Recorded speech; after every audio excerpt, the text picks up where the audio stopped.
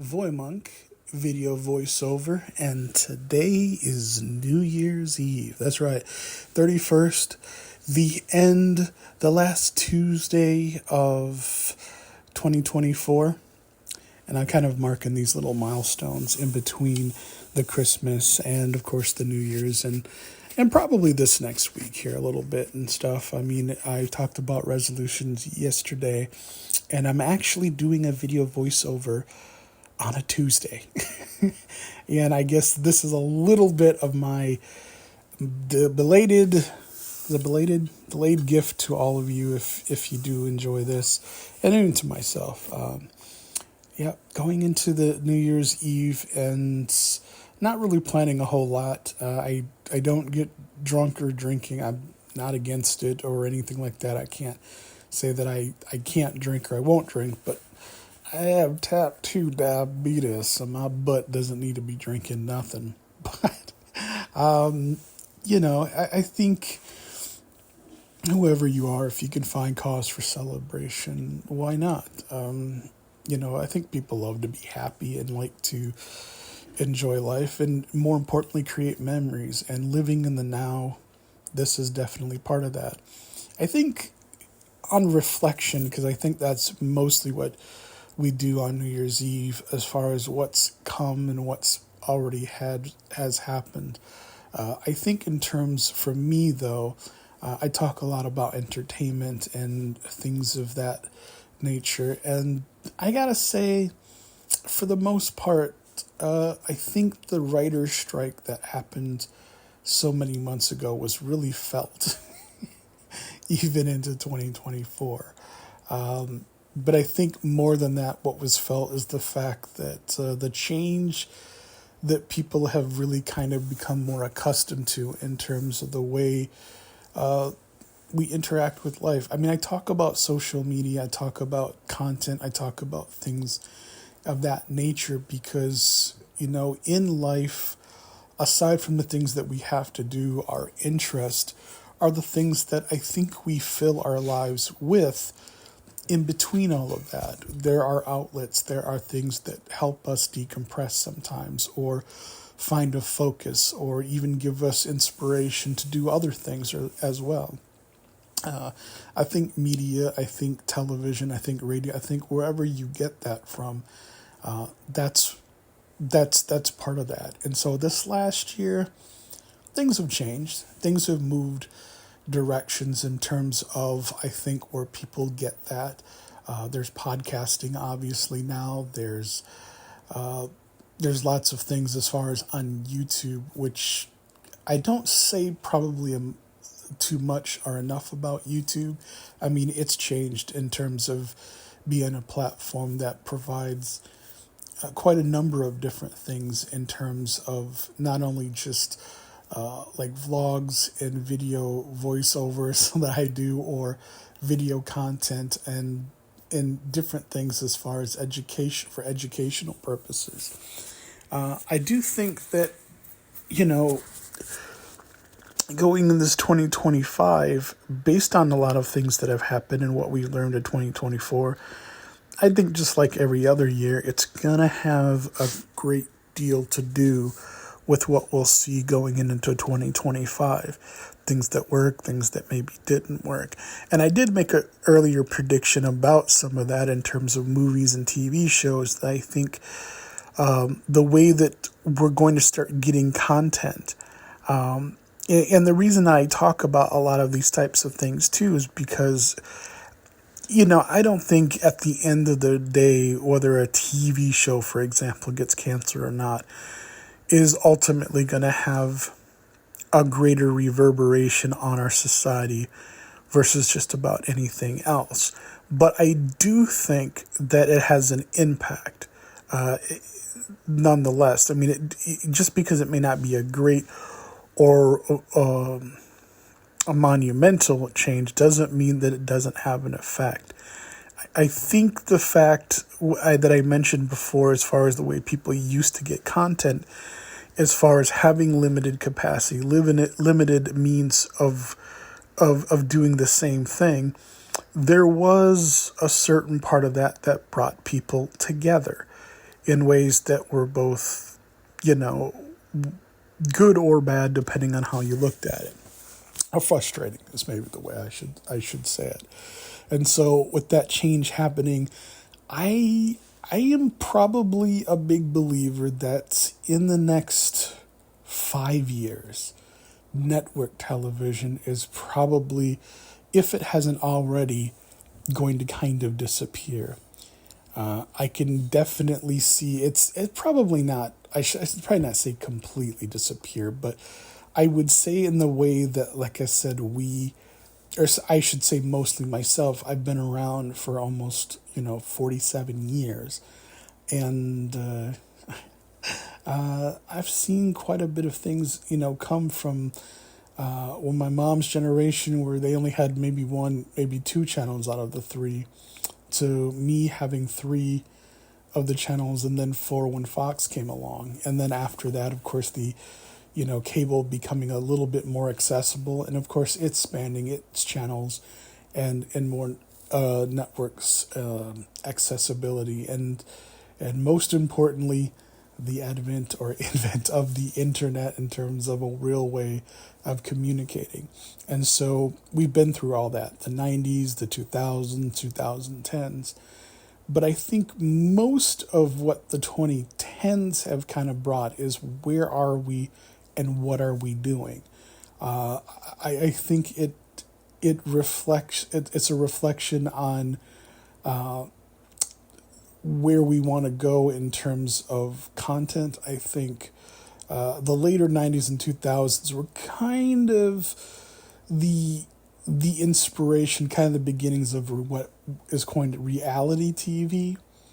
Some people would call it junk TV, as far as like Jerry Springer and Cops and things of the nature, or whatever, that people could actually engage with and see truth being stranger than fiction type of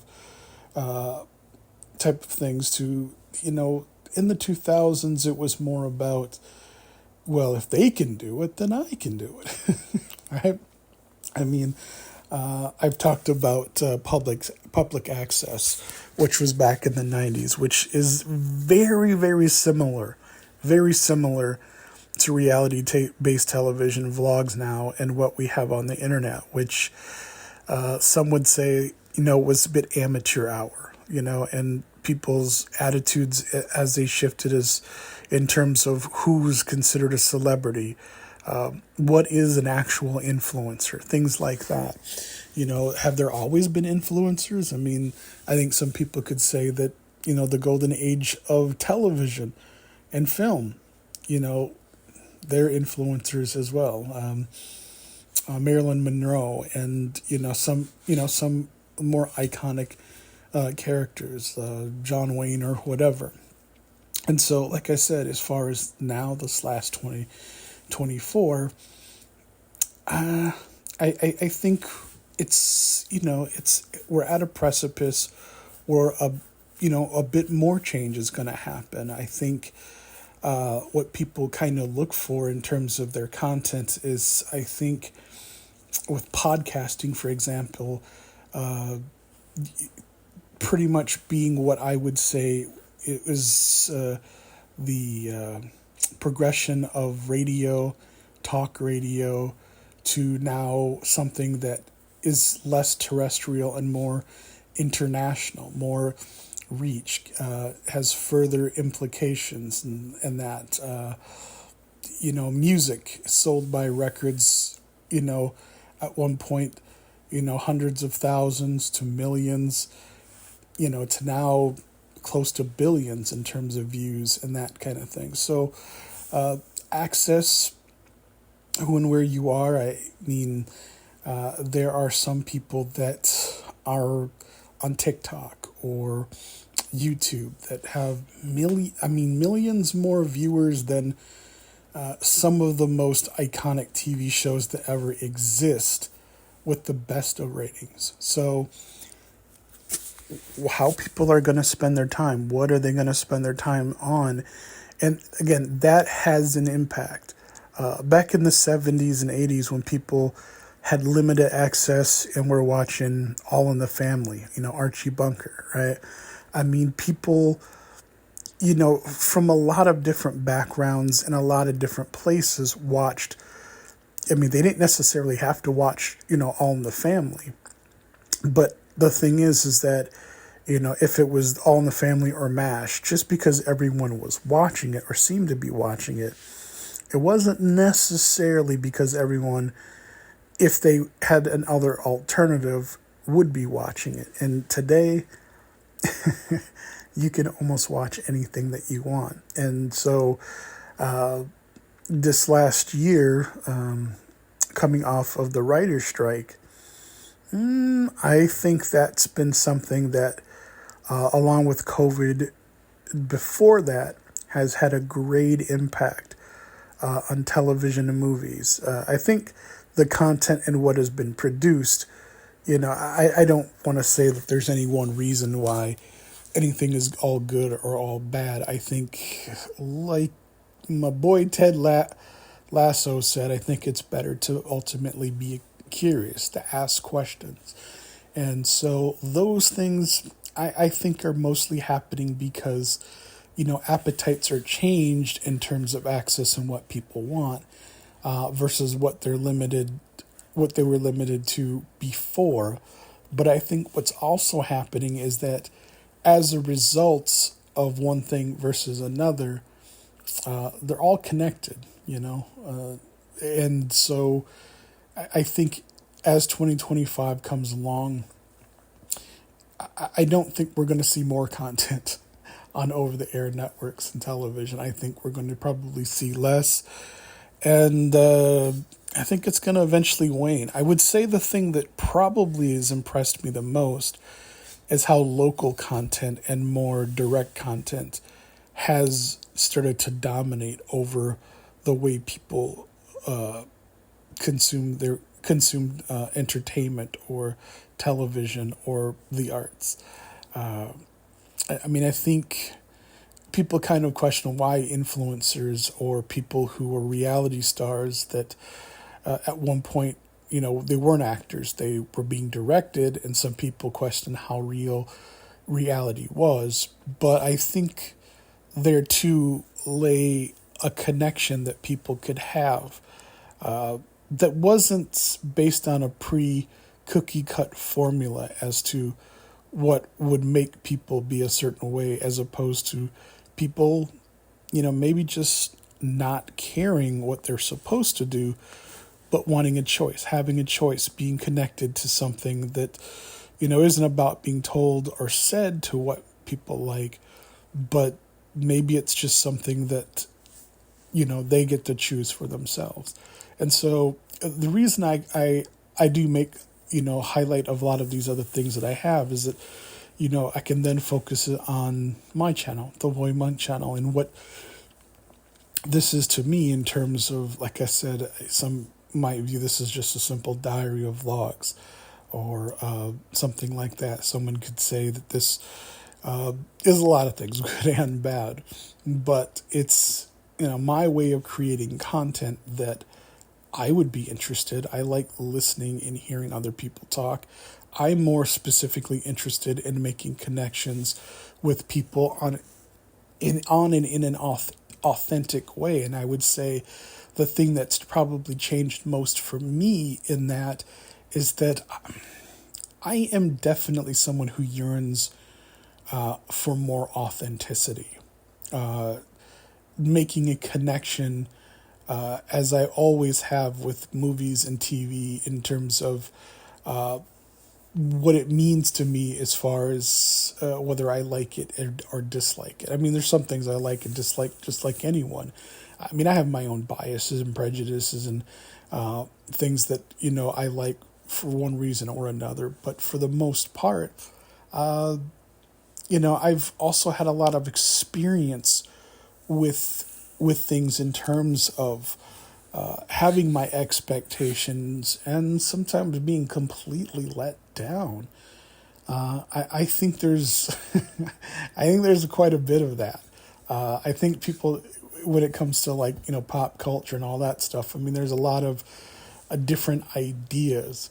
But I guess to keep it as simple as possible, for me, I think if you want to sell burgers, then you got to make a good burger.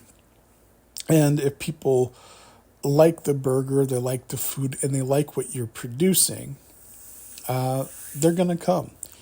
And they're gonna pay you for whatever it is that you're providing. The question I think is really important is that at what point, how important is it to any person, anyone, myself, or anyone who might be even listening, how important is it in terms to go beyond that, in terms of, if you make a really good burger and people like it, how much then too are you going to sell it for? How much is it do you think that it's worth, putting aside all the cost and then whatever the benefits are? I do think that there are some other considerations to be had. I think business management is a very complicated structure in a lot of ways, because to be competitive, to honestly be successful from everything that I've seen, and I could be completely wrong, and if you have personal experience, I'd love to hear it. But I think for the most part, as I've said, I am not doing this because I want to be super popular or an influence or make money. There's certainly ego that's involved in this. I think there has to be in anything where you put on a presentation for other people, even if it's not in a capacity like this. When you go out every day, you seek to function I think we seek to function in a society as someone who has major depression, anxiety, with what we know are expectations, for good or for bad. And so when we usually do that, we put on our makeup, we put on our best face, we sometimes, put on a smile even though we're crying inside or whatever. And so, if we spend our lives doing that, and, there's certainly a lot more opportunities to do that in many aspects. When there's also the opportunity to not have to do those things, to regress and be an introvert, or I shouldn't say be introverted, but be a hermit or not go out, or be antisocial. I think sometimes people pick that because I think, again, the reason why our world is changing, both art versus reality, reality versus art, is that I think that search to want to find the authenticity is great. It's, as I said with the burger, I mean, you can make a really great burger and people are going to show up and, they're going to want it. Even if sometimes it's overpriced, if it's really good and it's something that they can get used to, like buying a phone every year, people are going to do it. But then, of course, in turn, the question might become, why is television dying? Why are mediums changing? Why do things happen? Then I think a lot of times the thing that gets glossed over is just the very basics. I don't want a hamburger anymore. Or the hamburgers, regardless to what you may be asking for it, is certainly not something that I want to pay. And then, of course, on the flip side of that is if you're selling the hamburger, how much is it that you really need in order to be a success? I mean, there's obviously the cost and the goals that, whatever you'll have. But I think it's also important to recognize and realize that change isn't necessarily, I think, static is the word that I'm using. It's very fluent and it moves. And I think, from my perspective, I think that's why in 2024, the changes that we've seen in our entertainment happen the way that they happen. I'm a genuine person. There's nothing fake or phony about me. There's nobody paying me to say anything. And therefore, hopefully with any kind of success, you'll be able to gauge whether or not anything changes, whether I add subscribers or I never do. But I can definitely give you my word that I will never be phony or fake, which is why when you listen to these, they don't sound perfect. They don't sound polished. They're maybe even sometimes hard to hear. And it's just a guy with this iPhone Pro doing content that I think is important and trying to make a connection. And to me, I think going out of this 2024, I think going into 2025, that's going to be the big thing. That's that's part of, I think, the bigger overall prediction that I make is that I think communities in a lot of way are going to find themselves and find one another in a way probably unlike anything that we can even recognize still today. I mean, 10, 20 years from now. I think just like growing up in the 80s and 90s, we lived great, we loved great, we took advantage of things, we took things for granted. And of course, we see 10, 20 years later things that we may not have appreciated and things that we live now that we couldn't have imagined then. I think as time moves, as we move into this next year, I still think there are going to be elements of that. And I think it's worth thinking about on this New Year's Eve as we turn the page into another chapter, another year. And so hopefully as we do that, you do it safely, that we do it healthy wise and love. And, we have the fortune, no tears, because I think we've all been through so much. And, it's, I think if anything, people are looking for the good and maybe how to find the place I think that we want to be, whomever we are. So that's what I think in terms of this New Year's Eve, 2024 and going to 2025. Hopefully, if you're listening to this, you're careful. You take your time, spend it with your loved ones. I'm not going to tell you what to do with your life, but I know people say, common sense. I wish for good sense for myself and the world. And so if you're listening to this, I want to thank you for spending whatever time. If this is the very first time you've ever heard this video voiceover or any of my vlogs, there's no better time to start than now. There's no time that you can listen to any of my content and you have to absolutely, gauge where it's at in terms of any overall reference. And like I said, I definitely will do my best in this new year to make them better, get microphones. I'm poor. I don't have any money. So what I do will have to do for what I can do until I can do something else. And doing research and getting better and obviously getting in better practice while doing this. So that is my aim. That is my goal. That is what I've tried to do this 2024 and going into 2025. I don't want to get ahead of myself or, I just want to say thank you. And hopefully until next time, you take care.